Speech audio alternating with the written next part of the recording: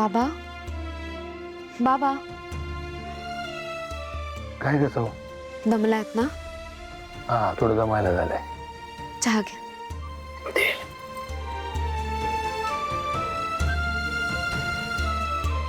बाबा कसलीच बातमी वगैरे येत नाही आता. नाहीये ना? मीच पत्रकारांना भेटून त्यांना विनंती केली आणि सगळं थांबवलंय. आणि शिवाय तुझी मुलाखत दिली ना, त्यामुळे अफवांची सगळी हवाच निघून गेली. आता कोणी नाही लागणार तुझ्या मागे. हो. बाबा तुम्ही कोर्टात गेलेलात ना? ते काय म्हणाले? गुरुकुलच्या जागेची केस. गेलो होतो, पहिली तारीख पडली आहे त्यांची, तीच कामं चालली आहेत. पण तू नको काळजी करू. हं?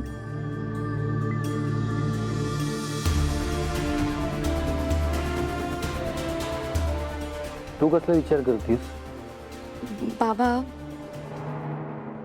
मला असं वाटतंय की हे सगळं नाटक आता माझ्या संघाशी येत आहे. नाटक अंगाशी येते म्हणजे मला जरा कळेल असं सांग. बस बस. व्यंकटेशजींच्या मनात माझ्याबद्दल काहीतरी वेगळंच आहे. वेगळं म्हणजे नेमकं काय? म्हणजे आम्ही हे जे नवरा बायकोचं नाटक करत होतो ना, ते नाटक खरं व्हावं अशी त्यांची इच्छा असं मला वाटतंय. पण बाबा मी त्यांना फक्त एक चांगला मित्र मानत होते. तुला आधीच सावध केलं होतं की नाही मी? तू तुझ्या नकळत त्याच्या मनाशी खेळतीयस. तो तुझ्यावर जीवापाड प्रेम करत असेल आणि तू त्याला चांगला मित्र म्हणून वागवतीयस. कसं चालेल? बाबा पण मी कायम आमच्यात एक मर्यादा ठेवली होती हो. अगं ती मर्यादा तू मानतेस, त्याने मानायला हवी ना. एखाद्या माणसाकडे एखाद्या मुलीने साधं हसून जरी बघितलं तरी त्याचे वेगवेगळे अर्थ काढतो माणूस. किती तुम्ही 8 वर्ष एकत्र होतात, कितीतरी गोष्टीतनं एकत्र गेलात, त्याने तुझी इतकी काळजी घेतली. हे बघ, त्याला वेळीच सगळं सत्य सांगितलं नाहीस ना, तर एक चांगला मित्र गमावशील. त्याला स्पष्ट सांगून टाक की तुझ्या मनात त्याच्याबद्दल काहीही नाही. भावनांचे खेळ कोणाचंच भलं करत नाही.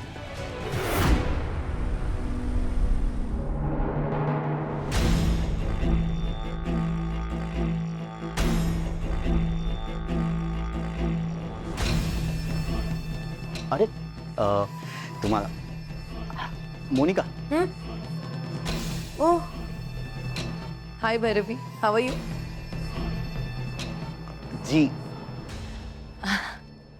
Bhairavi G. How are you? It's finally nice to see you.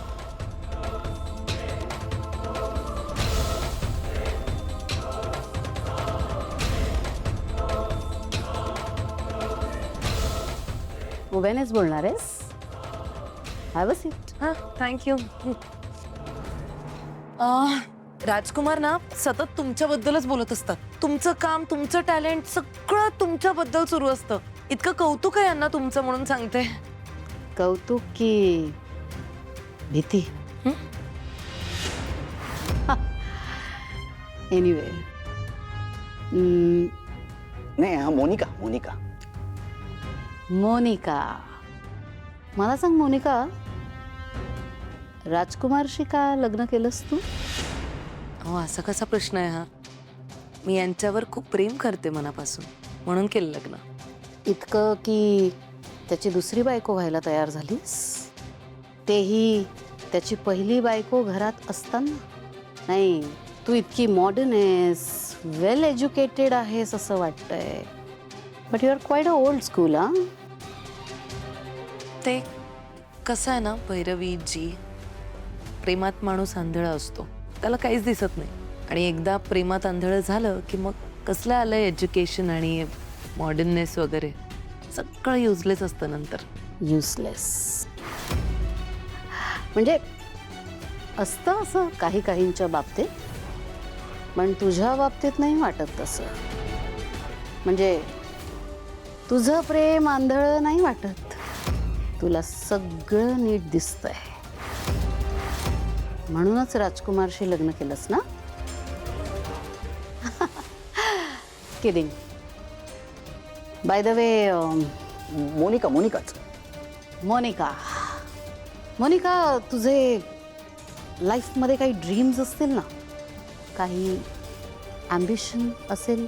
नाही, खरं तर माझे काही असे खूप मोठी स्वप्न, मोठे ॲम्बिशन तसं काही नाही आहे. छोटी छोटी स्वप्न आहेत. म्हणजे माझ्या मुलीला चांगले संस्कार देऊन मोठं करायचं आहे. माझ्या सासूबाईंची सेवा करायची आहे, कायम यांची सेवा करायची आहे. हे घ्या घ्या, पाणी घ्या. पाच नको घेतो. काळजी. हे असं इतकंच छोटंसं आयुष्य आहे माझं. ही मोनिका चॅप्टर आहे. हिचे दाखवायचे आणि खायचे दात वेगळे आहेत. हिला जरा ताब्यात ठेवलं पाहिजे. ही बाई हँडल करायला सोपी नाही वाटत आहे. हिच्यापासून जरा डिस्टन्स मेंटेन केलं पाहिजे मला. Okay, let's come to the point. Rajkumar, हं, त्या खंड्याचं काय झालं? त्याचा फोन सापडला? लोकेशन ट्रेस झालं त्याचं? नाही काही नाही. मार्कने लोकेशन पाठवलं, मी फॉलो पण केला. पोचणारच होतो, मिळाला पण असता खंड्या, पण अचानक फोन बंद झाला. एकदम डेड. डेड झाला की कुणी केला? तेच कळत नाही. ॲक्च्युली मार्कने पाठवलेलं लोकेशन माझ्या घरचं होतं. व्हॉट? Are you sure? 100%. जर मार्क शुअर आहे तर मी पण शुअर आहे. इट मीन्स राजकुमार घरचाच कोणीतरी भेदी आहे. कोणीतरी सावलीची मदत करतंय. असं तर नाही ना की कोणी घरातलाच माणूस तुझ्या पाठीवर वार करतोय? राजकुमार, आपण निघूयात का? आई घरी काळजी करत वाट बघत असतील. काळजी. काही कळलं मला त्या माणसाबद्दल किंवा फोनबद्दल तुम्हाला कळवतो, अपडेट करेन. बाय भैरवीजी.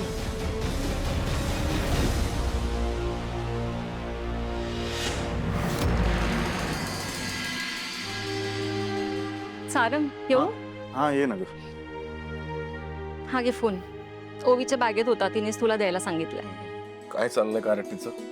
काय चाललंय म्हणजे खूप महत्वाचं काम चालू आहे. कसलं महत्वाचं काम? तिच्या ट्रिपचं रिपोर्टिंग सुरू आहे. नाही पण खरंच खूप आनंदात आहे. आणि त्या अबीर बरोबर चांगलीच गट्टी जमली आहे ना तिची. अगदी भावंडांसारखे राहत असतील ना दोघं? भावंडांसारखे राहतात आणि भावंडांसारखे भांडतात पण.